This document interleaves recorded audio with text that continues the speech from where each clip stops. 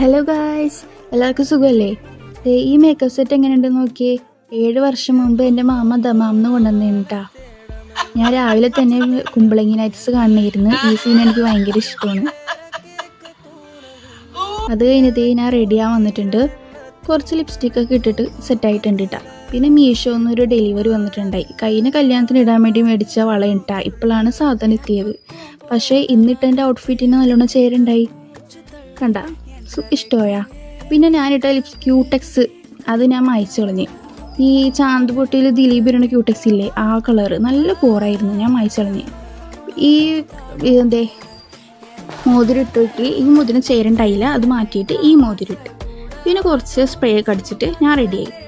അമ്മയെ റെഡി ആയിക്കേനി.